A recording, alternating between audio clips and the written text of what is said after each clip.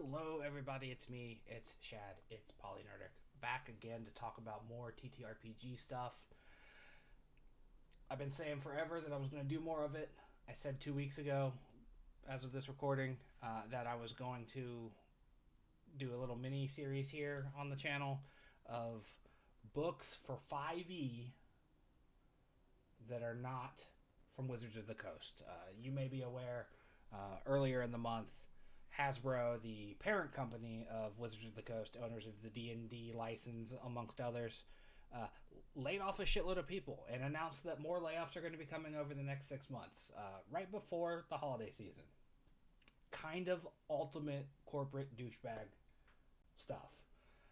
So that just reconfirms to me personally that not buying Wizards of the Coast products is a good idea. There is plenty of 5e stuff. If you're sold on 5e, if you don't want to learn a new system, which I get it, it's time consuming. I'm not going to harp on you about learning a new system. I've spent most of this year learning new systems that I haven't even got to play. So 5e is really the only game that I've played a whole bunch of. I like it. I know it has its detractors and all of that mess. But one thing I learned very early on, and I talked about it in another one of these videos, is that a lot of the best stuff, arguably most of the best stuff, came from outside of Wizards of the Coast. I have a lot of it in PDF form. I've been lucky enough to get my hands on several physical books that are in that. Today's video, I happen to have some of the physical books for this particular series. I'm trying to figure out who put it out. Because it's the Game Master's book of series. And I've got several of them. I've got the Traps book. I've got the NPC book. I've got I'll just go ahead and show it. I've got the Legendary Dragons book. And I've got the Villains, Minions, and Their Tactics book. These two here are probably my favorite, neck and neck with the NPC book, because they're just full of ideas. They're full of ideas for cool character concepts. If you don't want to just lift it straight off the page, there's inspiration in these books. But if you are in a pinch and you need a cool kick-ass dragon, try to find one for you. This book's full of them. Here we go, the Beast of War. Big old armored dragon. And then you get a little bit of lore, a little bit of backstory, and then a nice big old stat block.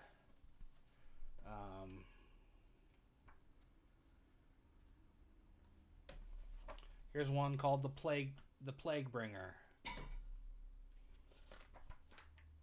And his fine art. It is a lovely book full of dragons. Super Geek Mike talked about this book and the Fizzman's book together, being the two more recent dragon books that have come out for 5e. This book is worth it because it has the dragons and it has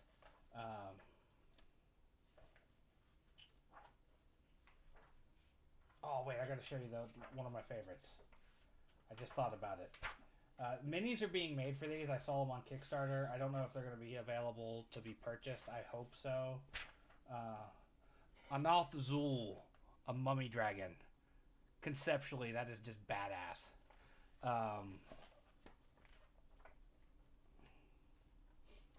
There's a brewery dragon in here. There's a dragon with two heads that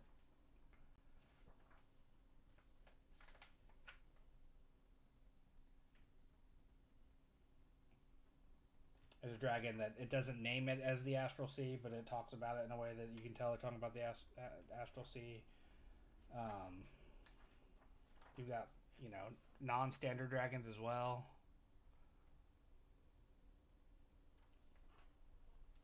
I really like this art. It's a white dragon with red accent, basically. They don't stick to the chromatic gem, metallic rules. They're just legendary and ancient and just really cool dragons. I really like the one that runs a tavern. That's a great one in the book. But it's also got a new class, Dragon Riders, similar to the Drake Warden stuff in Fizban's book, but it's a class that's devoted to being a Dragon Rider. Be a great great class to show someone that wants to play a Githyanki. You know, they ride the red dragons. Why not be a Dragon Rider? You know, I keep saying villains and minions is as it says on the cover. It's a book about various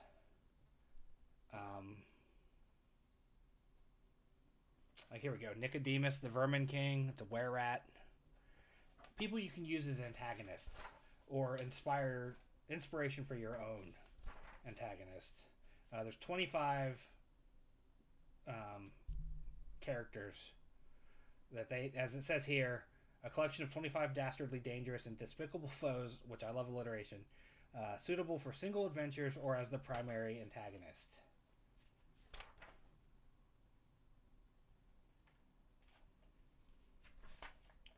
Nicodemus the Vermin King, Patius the Dryad, nice evil dryad. That's always a fun concept. A deranged ranger.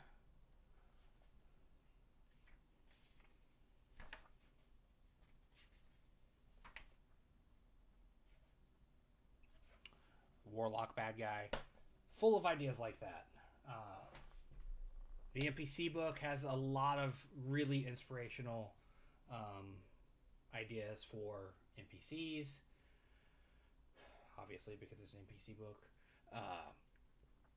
The trap book is a great resource because there's not a lot of official trap guidance in D&D. I know traps are more of a thing for the dungeon crawl, and D&D 5e is kind of not about that, with the exception of Dungeon of the Mad Mage and a big chunk of the Annihilation Vault. Tomb of Annihilation. I have it. Yeah, Tome of Annihilation. I've never played it. It was a birthday gift a couple years ago. Never got to play it. Dungeon crawls aren't that big in 5e, but there is a void of trap guidance, and the trap book does a good job of that. It does a good job of walking you through different traps. Not all of them are great. I'll just go ahead and say that. Not all of them will fit every game, but it does give you better guidance than WotC did on making traps if you need traps in a dungeon. What's a dungeon without traps and monsters, right? It's just a poorly lit basement. And then they also have a random encounters book. I think that's all of their books. There's a random encounters one. I quite like their work as well.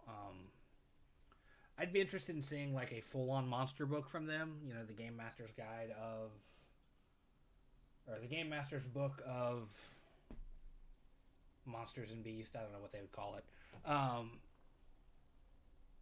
But that's also because I like monster books. That's one thing that even before I started playing tabletop RPGs, I always loved the monster books. Monster books are so good, especially ones like that have lore. Something 5e was very bad at on the official side. One page of lore and a stat block, and then that's kind of it. These books do a better job of that. Like, come back here to the Villains book, and I said it right this time. Villains. This one here, 3 pages. It's not a huge amount of stuff, but you can fit a lot of information on 3 pages and give a lot of stuff, a lot of meat for the DM to sink its teeth into and create a fun time for the players. Check those out. Again, I said it in the last several videos, I still can't put links in the video description because YouTube is being all YouTubey about it. I'm not a big enough channel, I guess, which I guess is my moment to like nudge, wink, wink, like, follow, subscribe. I love tabletop RPGs, and it sucks that the corporations that run some of these suck and are just terrible to their people, like they tend to be. But there's resources out there that come from outside their bubble that let you play their game by your rules without giving them money. I wish DM's Guild didn't translate into them getting some money, because there's great stuff on DM's Guild. I have a whole folder on my computer of DM's Guild stuff. But I digress. I tend to ramble. Check out those books. Check out this entire playlist if you haven't already of great books that are not WotC branded. And I'll see you right here in the next video. That will be another 10 to 15 minute ramble about something else that I enjoy that's not WotC. And then like, follow, subscribe, and I'll see you around.